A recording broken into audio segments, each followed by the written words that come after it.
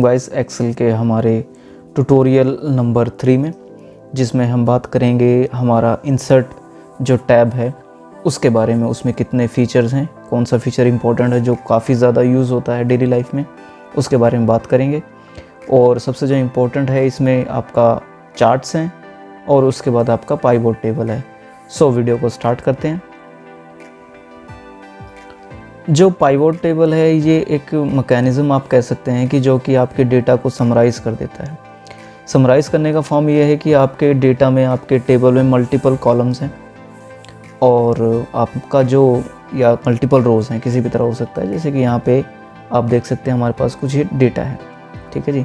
हमारे पास ये डेटा है बट हमने इसको किसी तरह से सॉर्ट करना है और हमने एक पर्टिकुलर फॉर्म में एक रिपोर्ट बनानी है कि जैसे मान लीजिए कोई वायलेटिंग इंडस्ट्री है तो उसको हमने अलग करना है या उसको ग्राफ बनाना है। तो हमने ये जो डेटा है काफ़ी ज़्यादा है, एक एक पे हम काम नहीं कर सकते हैं, तो इसके लिए हमें एक रिपोर्टिंग मैकेनिज़्म चाहिए जो कि हम यूज़ करेंगे पाइवोट टेबल। पाइवोट टेबल का यूज़ करने के लिए सबसे पहले आपको ये रखना है कि जो भी आपका डेटा है वो आपने सारा डेटा सिलेक्ट करना है फ्रॉम द हेडिंग रो।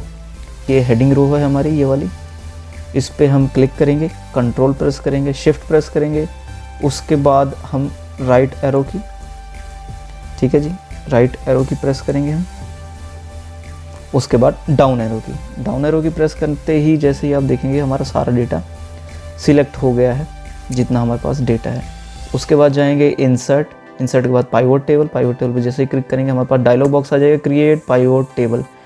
ये जो सिलेक्टेड रेंज है हमारी वो आ जाएगी। ये देखिए जैसे कि ये जो नाम है इसका इंडस्ट्री डिटेल हैश, ये इसका रेफरेंस नंबर, ये शीट है। आप मतलब एक्सटर्नल सोर्सेज से भी, एक्सटर्नल फाइल्स को भी इसमें इंक्लूड कर सकते हैं, वहाँ से भी आप डेटा निकाल सकते हैं।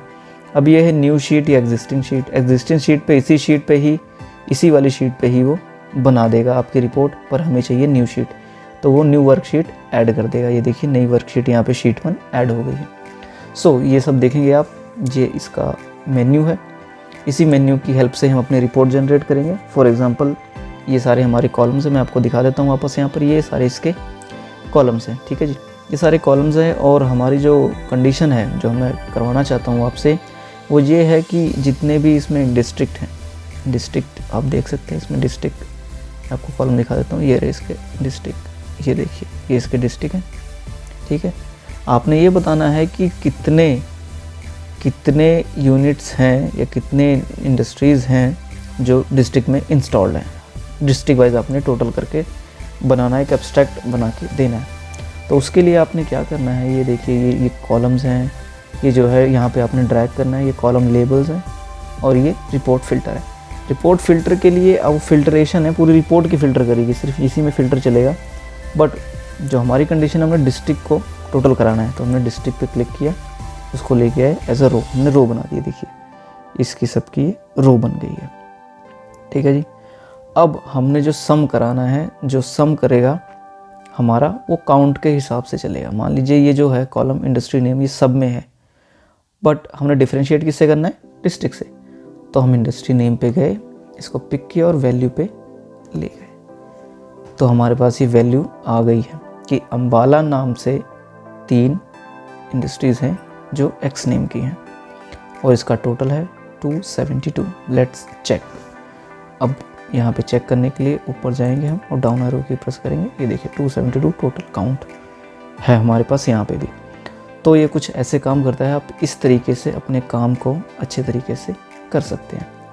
अब ये देखिए रीजन है, अगर आपने रीजन वाइज भी इसको करना है, ठीक है, कि आप कहते हैं कि रीजन वाइज ही चाहिए मुझे, तो आपने इसको डिस्ट्रिक्ट हटा देना है। अब रीजन वाइज आ जाएगा आपका। ये देखिए ये रीजन है, इस रीजन में 7 हैं, इस रीजन में इतनी है, इस रीजन में इतनी, इस रीजन में इतनी है। तो कितनी जल्दी हो गया, रादर देन कि आप यहाँ पे जो टिपिकल तरीका है जो लोगों को काफ़ी पता है, वो ये है कि यहाँ पे जाके फ़िल्टर लगा देंगे। फ़िल्टर लगाने के बाद एक एक रीजन्स का वो देखेंगे कि इसमें कितनी है। जैसे ये रीजन पे गए हम, यहाँ पे क्लिक किया, अम्बाला गया एंड दैट्स इट, ये 7 है और यहाँ पे भी 7 है। तो एक एक पे क्लिक करने से चाहे कि आप पूरी रिपोर्ट ही एक बार में जनरेट कर लें। तो इसमें और भी बहुत से ऑप्शन, जैसे वैल्यू आ चुकी है, इस वैल्यू पे मैंने डबल क्लिक किया तो इसकी आप डिटेल भी देख सकते हैं कि वो 7 कौन सी हैं। तो वो ये हैं, नई शीट में ये ऐड होके आ जाएगा। इसको अभी डिलीट कर देते हैं, इसका कोई यूज़ नहीं है। अब इस पे जैसे ही मैं राइट क्लिक करूँगा, समराइज बाय वैल्यू, तो ये काउंट है, उन वैल्यूज़ का काउंट है। अगर मान लीजिए इस पर किसी प्राइस का रेट होता है या किसी प्रोडक्ट का रेट होता, तो एक तो है कि कितने प्रोडक्ट हैं जिनका प्राइस आपने ऑलरेडी डाल दिया है, वो तो काउंट होंगे, और उन प्राइस का सम करना है तो यहाँ पे आपको सम पे क्लिक कर देना है। ये सारे आप उसका यूज़ कर सकते हैं। इसको भी आगे भी आप फर्दर इसको एक शार्प तरीके से चेंज कर सकते हैं। तो ये पाइवोट टेबल हमारा था। अब उसके बाद हम बात करते हैं दूसरे फीचर्स की।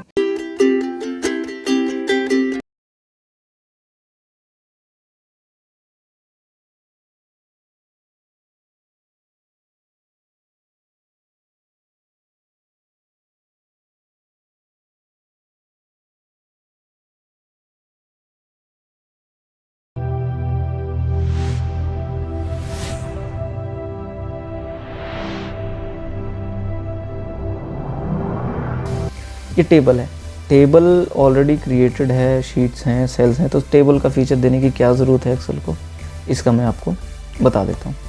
जैसे कि फॉर एग्ज़ाम्पल ये एक डेटा है हमारे पास, इसमें मैं आपको ऐड करके दिखाता हूँ। एक नया मैं ले लेता हूँ, चलो सीरियल नंबर ले लिया मैंने, और उसके बाद प्रोडक्ट आईडी ले ली।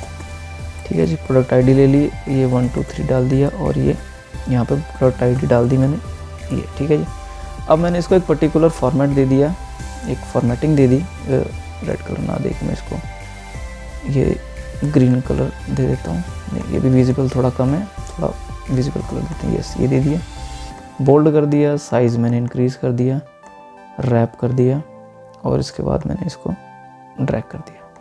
ठीक है जी, और मेरी ये है कंडीशन कि आपने इसी फॉर्मेट पे ही रखना है, यही फॉर्मेटिंग चाहिए मुझे जब तक ये चले, जितना भी इसमें डाटा ऐड हो यही फॉर्मेटिंग चलती रहे।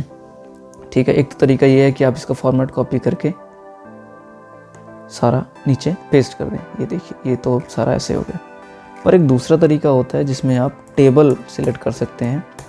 वो टेबल जैसे ही आप नई रो उसमें ऐड होगी, लास्ट में जाके टैब प्रेस करेंगे, ऑटोमेटिकली वही फॉर्मेट ही उठाएगा।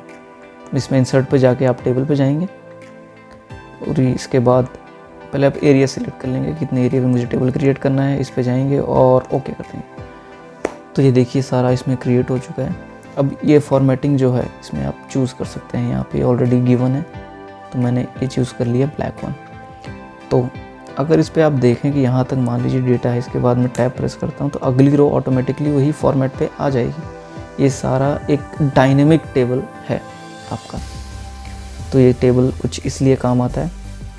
अगली बात करते हैं इंसर्ट पिक्चर्स। आप इस पर जाके पिक्चर्स इंसर्ट कर सकते हैं पर्टिकुलर सेल में, आपको ये तो पता ही होगा। इस पर जाके आप सिंपल किसी भी क्लिक करेंगे तो आप उस पर ऐड कर पाएंगे। अब क्लिप आर्ट भी जैसे आपने एमएस वर्ड वगैरह में देखा होगा, वही सेम यूज़ है। स्मार्ट आर्ट जो है आपका, एक कोई आपने हायरार्की दिखानी है या कोई चैनल वाइज आपने प्रोसेस दिखाना है, लिस्ट दिखानी है, साइकिल दिखाना है, तो आप वो सारा कुछ यूज़ कर सकते हैं। जैसे कि ये प्रोसेस है, प्रोसेस वाइज है, इसको आप करके दिखा देता हूँ। ये रे टेक्स्ट, इस पर आपने क्रिएट किया। उसके बाद जैसे कि आपका सिस्टम में होता है, पहले इनपुट आती है, ठीक है जी, फिर प्रोसेसिंग होती है, ठीक है जी, उसके बाद आउटपुट होती है, सिंपल। तो इस तरीके से आपने क्रिएट किया और आपका ये चार्ट बन गया जो कि एक प्रोसेस को डिस्प्ले कर रहा है।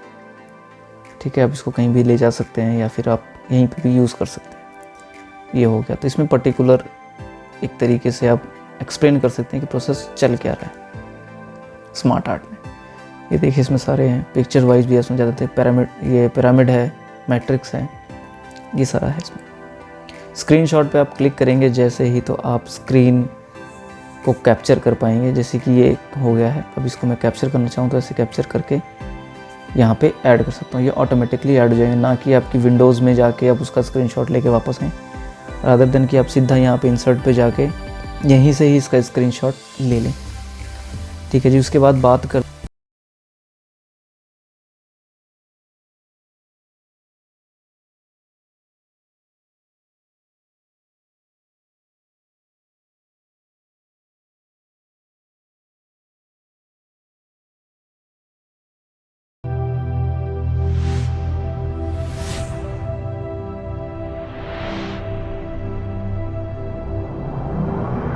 करते हैं हमारे सबसे इम्पोर्टेंट जो इसमें है पाइवट टेबल के बाद, वो है चार्ट्स।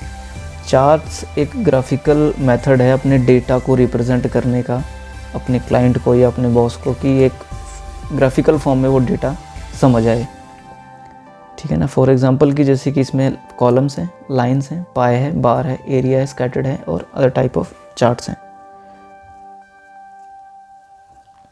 तो ये सारे इसमें हैं। तो अलग अलग चार्ट्स दिखाने के लिए आपको डाटा भी उसके अकॉर्डिंग होना चाहिए, ठीक है। जैसे कि सबसे ज़्यादा जो जैसे पाई चार्ट है, पाई चार्ट में अगर आपने किसी का कंपैरिजन करना है, किसी की कंपैरिजन करना है, तो उस चीज़ के लिए आप इसका यूज़ कर सकते हैं पाई चार्ट में। जब भी आपने यूज़ करना है, जैसे कि मान लीजिए कोई आपके पास 5 प्रोडक्ट्स हैं, तो टोटल कितने % किसकी सेल हुई है वो दिखाने के लिए छोटा अमाउंट का आपका जो नंबर है, छोटे अमाउंट है, मतलब ज़्यादा हाई नंबर्स नहीं है और परसेंटेज में आपको शो करनी है, तो उसके लिए बेस्ट हो रहेगा आपके पास पाई चार्ट आप यूज़ करें, ठीक है।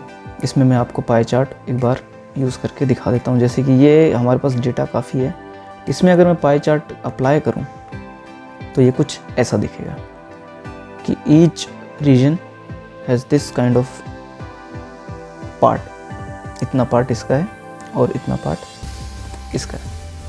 तो आप इसको कुछ ऐसा शो कर सकते हैं। आप इसमें लेबलिंग भी ऐड कर सकते हैं कि ये जो लेबल है, ये कलर कितने % इसको अक्वायर कर रहा है, आप इसको ये भी चूज़ कर सकते हैं। आप इसमें जैसे कि डेटा हमने सेलेक्ट किया, डेटा चेंज करना है तो आप वो भी कर सकते हैं। अब बात करते हैं कॉलम चार्ट आपने कब यूज़ करना है, कब उसका यूज़ सबसे अच्छा रहेगा। कॉलम चार्ट जो है, जब भी आपने किसी वैल्यू का कंपैरिजन करना, उसके कंपैरिजन पे ज़्यादा जोर दिया जा रहा है। जैसे मान लीजिए कि 2015 में जो सेल हुई है और उसके बाद 16 में कितना उसमें चेंज आया है, तो उस केस में आपने कॉलम चार्ट को कंसीडर करना है। तो आपका जो शो करने का तरीका, जो कंपैरिजन है, थोड़ा अच्छा आप रिप्रेजेंट कर पाएंगे। ज़्यादा आपको उसमें एक्सप्लेन करने की ज़रूरत नहीं है, समझने में भी ईजिली तरीके से आप उसको समझ पाएंगे। अब इसमें अगर मैं कॉलम का यूज़ करूँ, कॉलम चार्ट का, तो कोई उसमें रिलेवेंस नहीं है, इस तरीके से वो आ जाएगा। इस तरीके से दे सकते हैं कि कौन सा, अब इसमें डिफरेंस ही क्रिएट कर रहे हैं सारे रीजन के। सबसे ज़्यादा पानीपत आपको आता हुआ ऊपर दिखेगा। तो हर चार्ट का एक अपना आउटपुट है, अपना एक तरीका है उसको दिखाने का। उसके बाद बात करते हैं बार चार्ट की। बार चार्ट और कॉलम चार्ट सेम ही है, इसका बस ये हॉरिजॉन्टल है, ये वर्टिकल है। एरिया चार्ट की बात करते हैं कि एरिया चार्ट किस केस में आपको यूज़ करना है। लाइन चार्ट और एरिया चार्ट सेम ही होते हैं, क्योंकि उसमें भी जो आपकी वैल्यू होती है, ये देखिए इसकी ये वैल्यू है, इसमें भी आप देखेंगे तो सिर्फ जो वैल्यू है वो सिर्फ यही है, वाई एक्सेस पे ही है। एक्स एक्सेस पे सिर्फ नेम्स आ रहे हैं, ये इसके लिए बिल्कुल भी रिलेवेंस नहीं रखता है।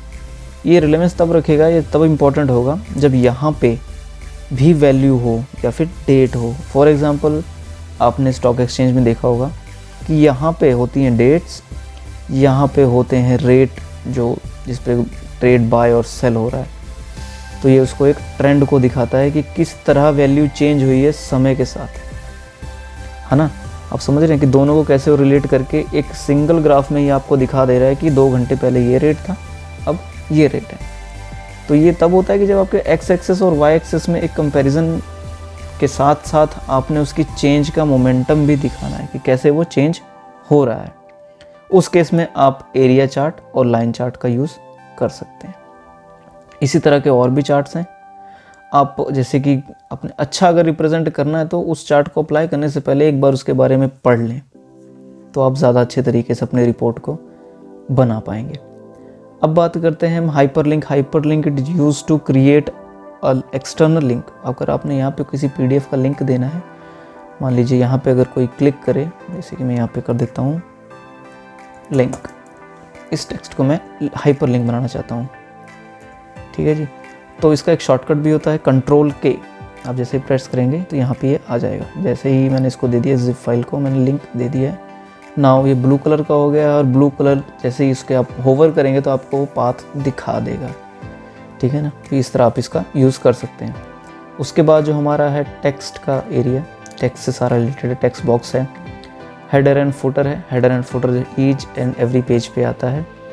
हेडर होता है टॉप ऑफ द पेज, आप उस पर क्या लिखना चाहते हैं, page number 1 and the name of the file, ठीक है जी।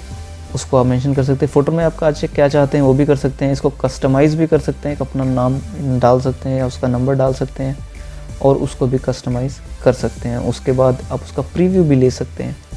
फॉर एग्ज़ाम्पल मैंने यहाँ पे क्लिक किया और इसका एक प्रीव्यू ले लिया।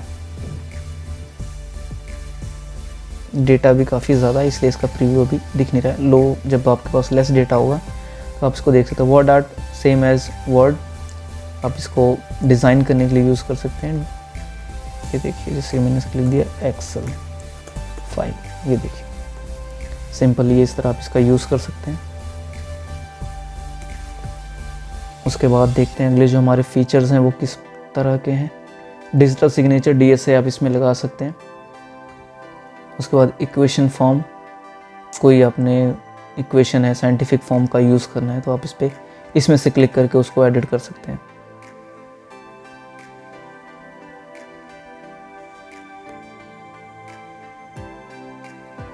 ये देखिए, इस तरह करके अगर आपने वैल्यू दिखानी है कुछ तो इसमें आप चेंज करके दिखा सकते हैं।